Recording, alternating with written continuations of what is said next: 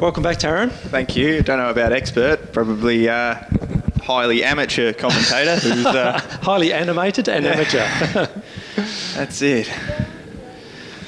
Well, I reckon all the riders would be fairly nervous before this race. They've all been running around in the Lights GP tents, wondering how much fuel they're going to put in.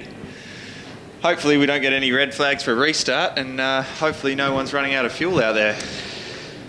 Well, I'm also going to change commentary position for the moment because Rod Garrett is going to join you, Taryn. So enjoy this race. I know I'm going to. I'm going to actually go outside and watch. Thank you for your efforts today.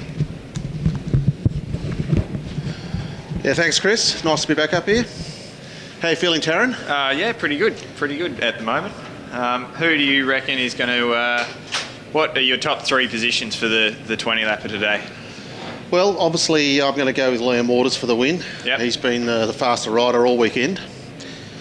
Look, you know, the battle for second and third, I think Reece Tan, if he has a good ride, should safely come through. Yeah. But after that, I think being a long race, I think one of the GP bikes, so I'm going to say Aaron Wade. So you're going for a Liam Waters, a Reece Tan, then an Aaron Wade. Aaron Wade for third. Oh, Reece has stalled his bike. Someone needs to get a starter out there. Jezza, grab the starter and help him out. Or give him a really good push. Oh, that is not what Reece would have wanted to see. No, definitely to not. Start his race off. This could be changing the order of what I just said. He's going to need a roller starter brought out there. There's a lot of compression on these Moto 3 bikes. There is a lot of compression. So very, very difficult to bump start. There is a battery starter running out into the pits now. You can see Jesse Woods absolutely sprinting up there towards Reece. Don't give up, Reece. He hasn't seen him. He hasn't seen him with the starter, but it looks like he's going to have to start from pit lane. Absolutely. Unfortunately, that's going to cost him dearly in the race. But it is a long race, Taryn, and... you know, the pace that he's had earlier in the day and races yesterday, I think he still is up for a podium.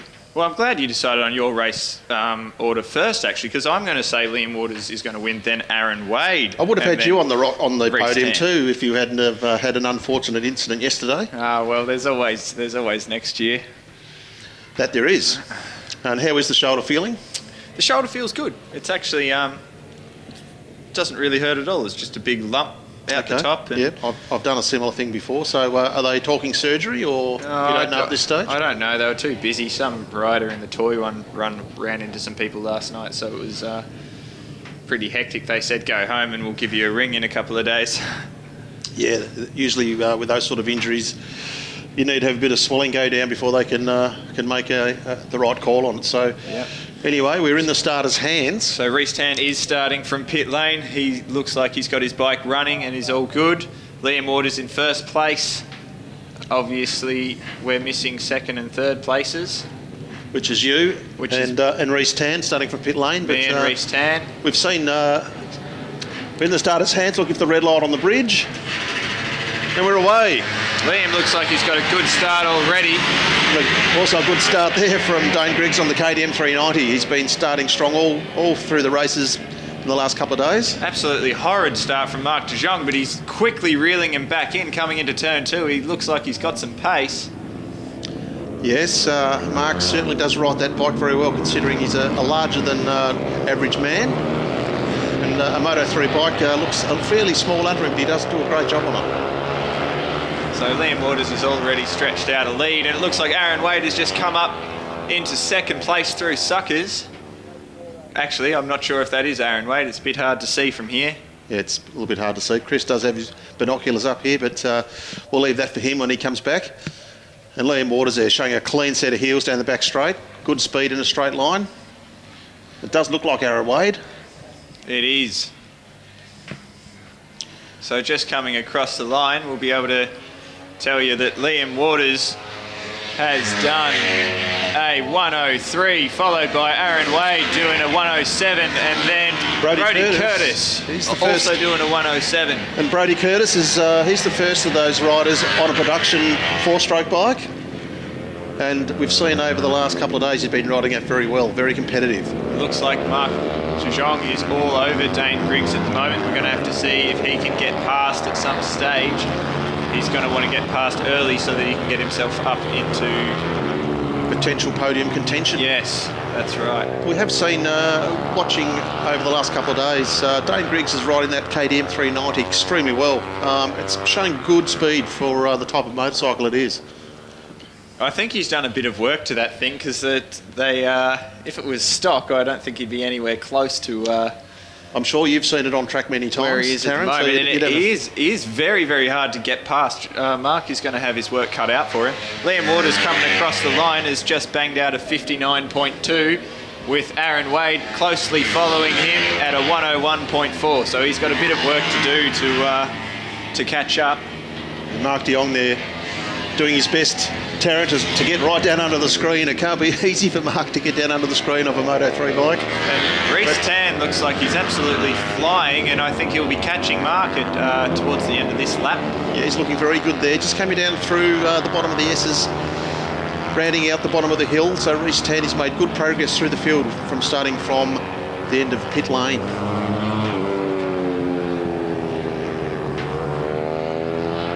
Looking for Liam Waters, the leader. He's just coming down the back straight now over the hump into the braking area. And Taryn, what a great corner this is. I might ask you, because I have never ridden one of these little bikes, and I know you spend a lot of time racing them. So I've typically used to a 1000cc bike, which needs minimal gear changes around here. What is it like on a little 125 or Moto3 bike?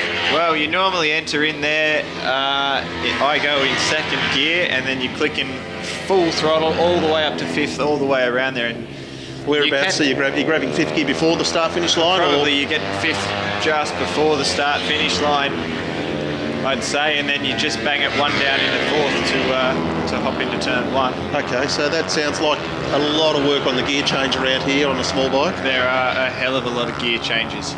No doubt you'd be running a race shift pattern.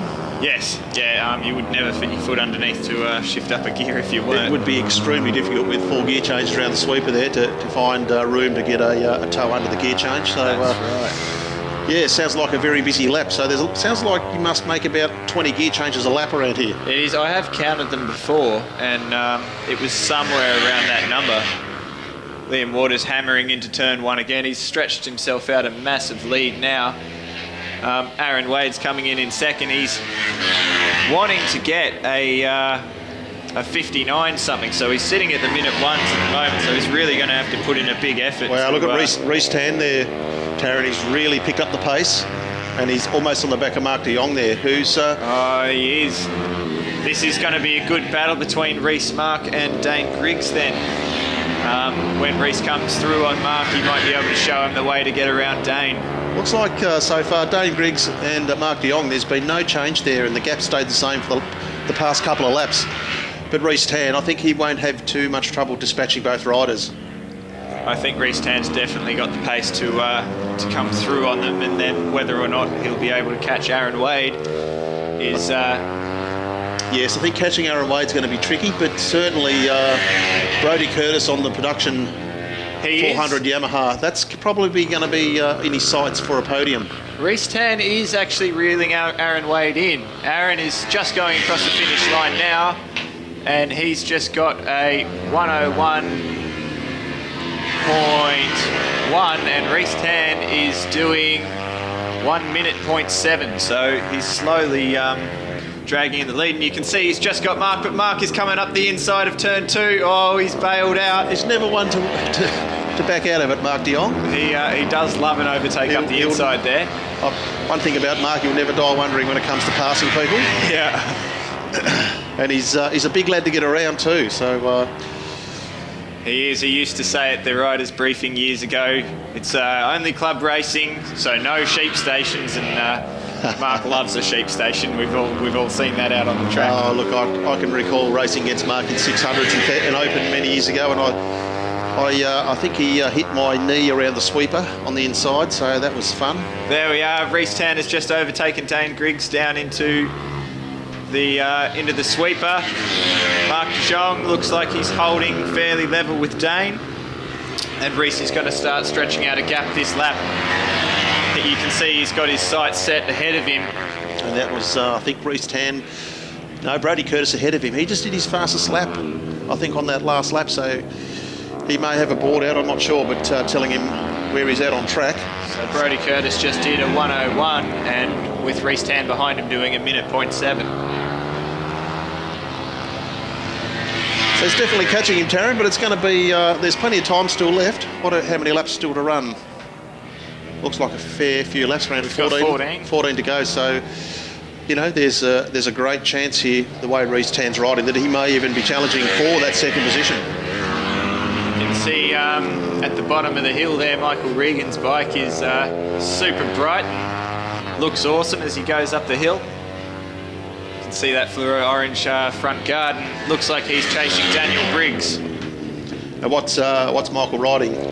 Michael is riding a Moto 3 Honda NSF. NSF? And he's pulling Daniel Briggs down into Calvin, so it'll be interesting to see if he can get him down the back straight. It's going to be a battle of the brakes here. As you can see, Michael Regan there. He's got a bit more speed than Daniel Briggs. He is coming up the inside, and he's going to go for the overtake. He's made it. He's done it quite Can he make nicely. it stick?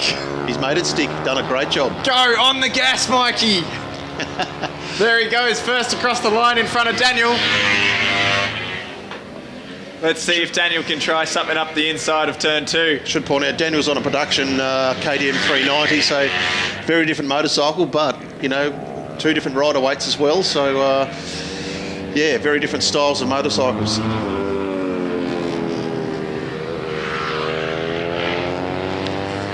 So looking down the S's now, it looks like Liam Waters is made a huge lead and is coming to start lapping some riders. There should be some blue flags out at the top of the hill. You can see he's coming up on, must be Nicholas Cargo, I think he just went past. Yes, I believe so, on the replica Rothman's NSR. I think it's a CBR 250. CBR 250, yeah, is it? CBR 250. Well, what I meant replica NSR was that's what they used to look like back in the not as good NSR. Back in the 500cc days when the NSRs had those colour schemes. So yeah, it looks fantastic. Look at this, Michael Regan and Daniel Briggs coming into turn 1. Liam Waters is going to come up on both of them, so this is going to be a good bit of footage here. Now there's, I noticed some smoke coming out of the back of Michael Regan's bike as he tipped into turn 1 there. Oh no. That's not a good sign. We've already had one motor change on that bike. We wouldn't want to have another one. As he was backing off there, Taryn, have a look next time around, but if he's got an oil leak there, that could spell disaster for Michael and maybe some other competitors if it starts dropping some oil. So Liam Waters is dispatched of Daniel Briggs, and he's coming up on Michael Regan down into Calvin's. It looks like he's slowed up a bit. Maybe he's felt a bit lack of adhesion in the rear tyre. But Daniel Briggs looks like he's going to be coming past him. Yes. No, hang on. He's sorry, I was getting confused with the leader, but yeah, we'll have to keep our eye on that as he comes around here into turn 1 again. I'd say Daniel Briggs has probably backed off because he was concerned about it, but here, Michael Regan here heading towards turn 1. Michael Regan into turn 1. I can't see too much smoke. Oh, there is a bit of smoke. There's something definitely coming out of that. I think that's when he's downshifting. It's coming off his rear tyre. Really? I thought I saw it come off his tyre. Right. Well, that means he's trying pretty hard then. Aaron Wade coming into turn 1. Geez, that bike sounds good. There's certainly a different sound to the multi-cylinder bikes. It is. Mark Dijon coming across the finish line and into turn 1 as well. It's starting to look like a lonely race for him. Yeah, Dane Griggs has done a great job to break Mark, who was only a few bike lengths behind him a couple of laps ago. So I don't know whether Mark's had an issue, but he's now maybe about 3 or 4 seconds back. So you see Mark Dijon is going up the hill, and Liam Waters is just burning into turn 1 again. He looks like he's got another bike that he'll be lapping shortly. From the looks of it, that looks like it's Eric Bratt out there. I'm not too sure.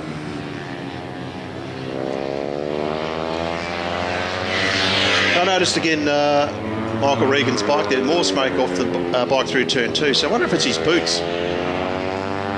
could be. We're going to have to keep having a closer look at that, and hopefully he can last the end of the race. So I can imagine that a lot of the riders would be getting quite tired now. It's definitely not an issue with the motorcycle because, you know, he would have noticed it by now. Yeah. But maybe it's just Michael running out of clearance with his boots and the type of sole is making smoke come off the boot as he goes through the corners. Yeah. So Liam Waters is coming around the sweeper again, and it looks like he's catching up to Marek von Berto. So he will deal quickly with him, probably up the inside of turn 2 or turn 3. No, he's taking the safety way. Marek is managing to hold him off. Good job to him. I won't say for very long, but... yeah, no, probably not. I think Liam knows he's got plenty of time up his sleeve, so no need to take any risks. I don't think he's going to be in too much of a rush, and hopefully Marek can learn a thing or two from Liam going through suckers here and not high-side his brains out like I did. Is that what happened to you? Yeah. Okay. Not a nice way to end your race. So it looks like there's a good battle coming into the S's between 3 bikes. There's Reese Tan and Reese Tan's got the 2 production bikes. And he's got the better of Brodie Curtis there. He's gone around the outside. Unfortunately for Brodie, he's riding that 400 production bike very well, but he just won't have that straight line speed to match it with the GP bike.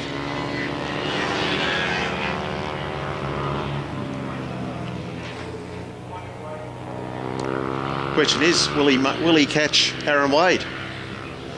We've still got plenty of time. Where is Aaron Wade? Just looking at, just trying to pick him up there over Aaron the backside of the circuit. Turn 1, I think. No, Aaron's just going. There we go. Aaron's going just to going into turn 1 now. Following Daniel Briggs. So I don't know if Aaron has just lapped Daniel Briggs. He has, yes. Yep, and here's Reese Tan also now into turn 1. Also coming. So Reese Tan is catching Aaron Wade. If you look at their times, Aaron's best lap so far is 1:84, and Reese Tan's lap is 1:04. And I've got to point out, Taron, Brodie Curtis on that 400, you know, absolutely riding with inspiration. He is riding the wheels off that thing. He was actually catching the GP bike down through the S's, and at the bottom of the hill, he's absolutely riding the wheels off it. Yeah. Can't be an easy thing to try to keep with a Moto3 bike on a Ninja 400. No. But we'll see. It'd be interesting now to see the speed down the back straight between the two. It's not a huge difference. The 400s actually have a fair bit of power, and you do end up quite even. On the brakes. But it looks like he's doing the overtake on Reese Tan. Oh, it's Reese missed a gear, I think. I reckon something has gone wrong in that area. So Reese is going to have to try to claw back for this next lap. I'd say he missed a gear there. Lost all drive off the end of the straight. And as that fatigue starts to set in, shifting down gears becomes quite hard for a lot of us. So we have 6 laps remaining. So after 14 laps, all these riders should be starting to feel it. I dare say they would be. You have to ride these bikes fairly hard in the corners and late on the braking zones, and it does really wear you out. I'm not sure how it compares to riding the big bikes of the 2 hour around here. Yeah, well, I have done the 2 hour myself on a big bike, so I can't comment on what it's like to ride one of these little ones. So yeah, but the big bikes have got a lot of horsepower. They're heavy. So you typically you cop it in the certainly the shoulders across the top of the back. They take a lot of braking, and no doubt your little bikes take a lot of braking as well. But you know, you guys fly through those corners very, very quickly, and I'm sure it's still works you over. Yes, indeed. I think both bikes will wear you out in different ways, and. Just watching Liam go through turn 1 there, he goes perfectly every single time. We're having a look at him go down through the S's now. Just showing everybody how it's done. Yeah, and certainly heading up the hill now, it's a great part of the circuit. Anyone that's ridden a motorcycle around here, heading into Suckers at the top of the hill is one of the most challenging corners in Tasmania. on our 2 racetracks. If we can look at the top of the S's here, we've got Aaron Wade and Michael Regan, I think, going down the S's now. Okay, what's the gap? Michael will be no doubt a lap behind Aaron, no doubt. I think, but it looks like he's actually tacking onto him as they go up the hill. Nothing like inspiration being passed by a faster rider. Yeah, gives you something to chase for sure. What is the gap between the first, second and... Certainly Aaron Wade, you've got better eyes than me. Taryn, what's the gap between Aaron Wade and... The gap is... Aaron is 30 seconds behind Liam, and 7 seconds behind Aaron is Brodie Curtis. Okay, so Brodie's been... He's been riding the wheels off that bike. Wheels off that 400. And then 41 seconds behind the leader is Reece Tan. Okay, so... Interesting, after that... whatever happens on that previous lap or so ago for Reece Tan, he hasn't seemed to recover to get back past Brodie Curtis. He's just coming around now past the start finish. Just have a look at that time there for Reece. 102.2, so they're slowed up a little bit over the last couple of laps. I tell you what, Michael Regan's been putting in an impressive effort here. He's just dropped his time to a 103. Following Aaron Wade, so I think that toe has really helped him learn how to go a bit faster, wrestle one of these little bikes around the track. It certainly does help when you have those faster riders. If you can just get on the back of them for a while, at least it does can be demoralising, but also can show you a few tricks. So Mark de Jong is getting a bit of screen time at the moment with Liam Waters coming up behind him. I wonder how long he can hold Liam off. Not for very long. No, especially with this big old straight coming there. Mark offers Liam a nice little bit of a slipstream early on. And it looks like Mark's going to make a pass around the outside of Daniel Briggs. And hopefully he will make that stick. Yes, he certainly has. I think he's probably put a lap on Daniel. I'm not quite sure there.